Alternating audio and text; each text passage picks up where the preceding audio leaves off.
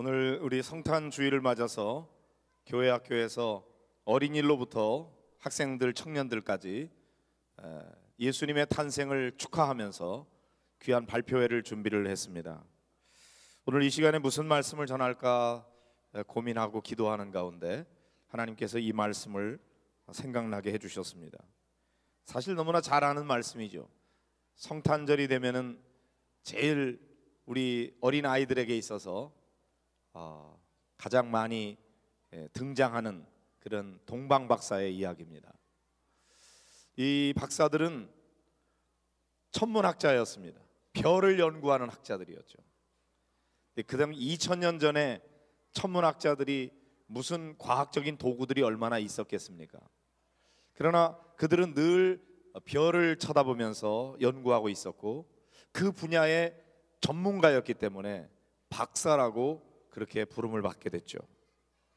근데 이 사람들이 별을 연구하다가 이전에 알지 못했던 특별한 별을 발견하게 된 겁니다. 박사는 박사죠. 그 별이 특별한 의미가 있다는 것을 알게 됐습니다. 그리고 그 별은 유대인의 왕을 가리키는 별이라고 하는 것을 깨닫게 됐어요. 그래서 그들은 그걸 알고 그냥 스쳐 지나버린 것이 아니고 동방에서부터 예루살렘까지 오게 되었습니다. 그 거리가 얼마인지는 나와 있지 않지만 대단히 먼 곳에서부터 온 것이라고 우리가 추측할 수 있습니다. 와서 그들이 묻습니다. 유대인의 왕으로 나시니가 어디 계시냐? 우리가 동방에서 그의 별을 보고 그에게 경배하러 왔노라. 그러니까 이 박사들은 단순히 별만 연구하는 자들이 아니고 그 별의 의미를 따라서 순종하려고 했던 사람들이고 먼 길을 떠나서 동방에서부터 와서 그 유대인의 왕으로 나신 그분을 경배하기 위해서 왔다 그랬습니다. 헤롯 왕이 이걸 들었어요. 내가 왕인데 유대인의 왕이 따로 있다니. 전부 다 그 도성이 소동을 했다고 그랬습니다. 그래서 연구하게 됐죠. 도대체 왕이 어디서 난단 말이냐. 그래서 많은 제사장들과 백성의 서기관들 모아서 그리스도가 어디서 나겠는지 연구하게 됐는데 미가가 예언한 예언서의 말씀을 발견하게 됩니다. 미가는 BC 8세기 예언자거든요. 그러니까 예수님이 탄생하시기 700년도 훨씬 더 전에 그때 예언했던 예언자인데 그 예언자를 통해서 예언된 말씀은 뭐냐면 유대 땅 베들레헴아 너는 유대 고을 중에서 가장 작지 아니하도다. 사실은 베들레헴은 굉장히 작은 마을입니다. 그러나 이 마을이 가장 작지 않다고 말합니다. 왜냐하면 마을이 작지만 그 마을에서 태어난 사람이 위대한 인물이기 때문에 작은 마을이 아니다 이거죠. 네게서 한 다스리는 자가 나와서 내 백성 이스라엘의 목자가 되리라. 그래서 바로 이 말씀에 근거해서 유대인의 왕으로 나시는 이는 베들레헴에서 태어날 것을 미리 예언되어 있다고 성경학자들이 발견하게 된 거죠. 이 사람도 박사임에 틀림이 없습니다. 어떤 분야든지 그 분야의 전문적인 지식을 가지고 있는 사람이니까요.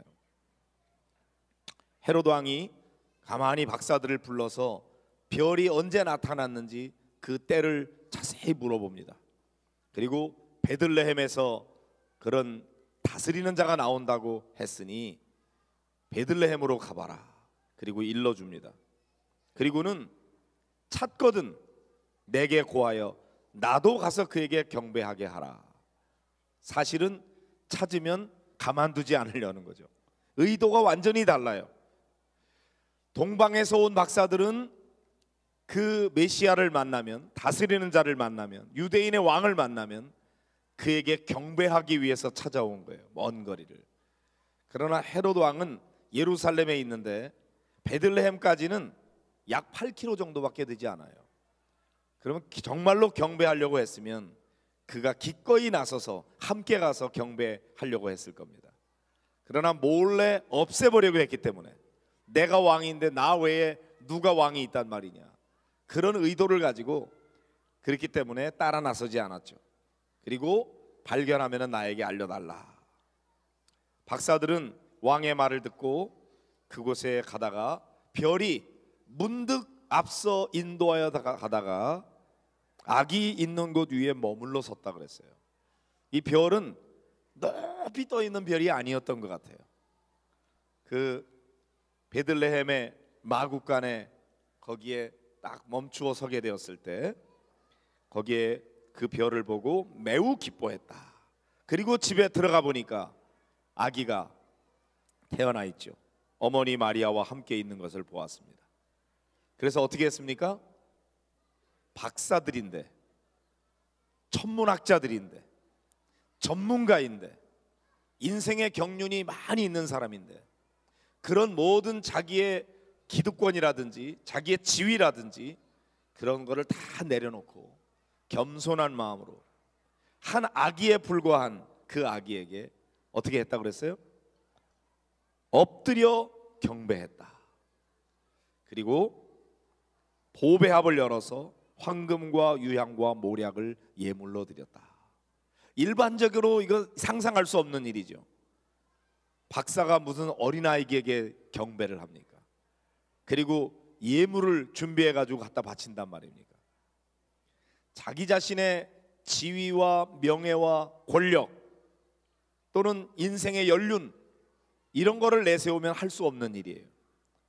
그러나 지금 자기들 앞에 있는 아기는 막 태어난 어린 아기에 불과하지만 그가 유대인의 왕이라고 하는 사실을 믿고 고백하는 거죠. 그리고 그 아이를 단순한 아이가 아니라 유대인의 왕으로 여기면서 그에게 엎드려 경배를 하고 그리고 예물을 드리고 최고의 예절로 그를 높여드리게 되는 것이죠. 오늘 발표회를 하는 우리 어린이들과 학생들, 청년들이 다 한 아기에 불과한 아기 예수님.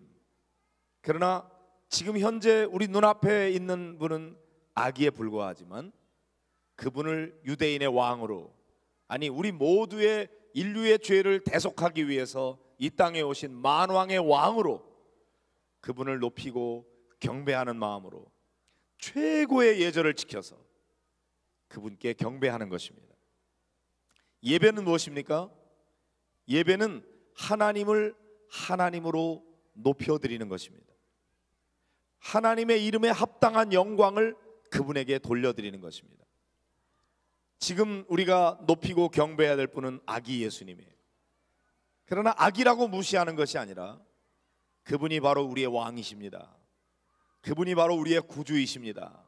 그렇게 믿고 우리의 모든 것을 내려놓고 최고의 예절을 지켜서 예수님을 가장 극진히 대접해드리고 높여드리는 것, 그것이 오늘 우리가 해야 될 일입니다. 이제 아이들이 준비한 것으로 찬양하는 일로, 몸짓으로 악기를 연주하는 일로 하나님 앞에 영광을 돌릴 때 마치 동방의 박사들이 아기께 엎드려 경배한 것처럼 그런 마음으로 우리가 주님 앞에 영광을 돌리고 우리 주님 앞에 우리가 할 수 있는 최선의 예절로 우리 엎드려서 그분을 높여드림으로 말미암아 우리 주님을 기쁘게 해드리고 그런 이 동방 박사에게 주님이 베풀어 주신 놀라운 은혜와 복을 여러분도 다 받아 누리게 되시기를 바랍니다. 무엇보다도 동방의 박사들은 주님의 음성을 들었어요. 헤로데에게로 돌아가지 말라, 그런 음성을 듣고 주님의 말씀에 순종했기에 그래서 아기 예수님이 살 수 있게 되었죠. 여러분 모두 주님이 오늘 우리에게 들려주시는 주님의 음성을 듣고 순종하면서 하나님의 뜻을 이루어 드리는 일에 쓰임받는 하나님의 백성들이 되시기를 주님의 이름으로 축복합니다.